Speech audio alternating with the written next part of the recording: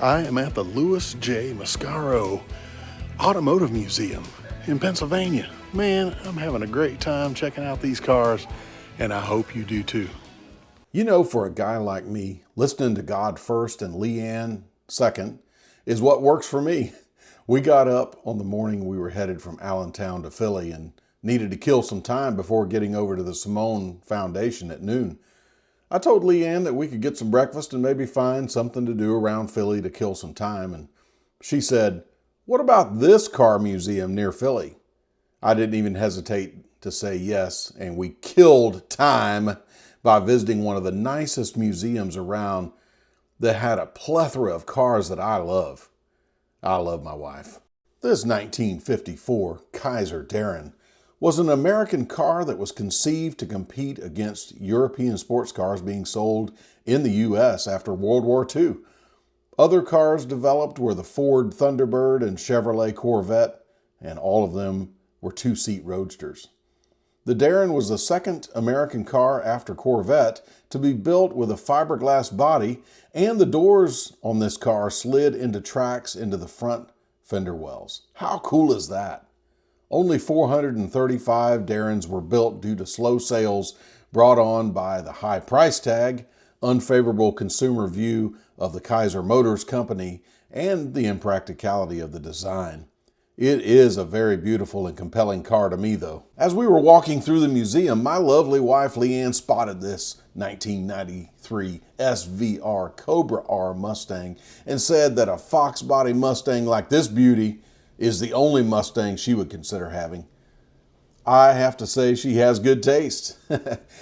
Only 107 of these Mustangs were built, and it is the rarest and most valuable Fox body Mustang ever. The R in Cobra R stood for racing, and this Mustang was intended to be used in IMSA and SCCA showroom stock racing. In true race car style, this car has no air conditioning, no power windows, no power locks, no stereo system, no fog lights, and no back seat. Manually adjustable Mustang LX front seats were used, which were lighter than the heavily bolstered and stylized Mustang GT seats. I mentioned the Mustang to Mr. Lou, and he said that he paid about $25,000 for it new and didn't know if it was actually worth anything now. Oh boy, these cars are valued at well over $100,000 today. Woo! Louis, or Lou as he introduced himself, was one of 5 brothers who owned a local waste services company that was started by their father in the 1960s. The brothers grew the company from one truck to one of the largest companies of its kind in the country. Mr. Lou continues to serve the company in a consulting capacity today, and he began collecting cars in 1994.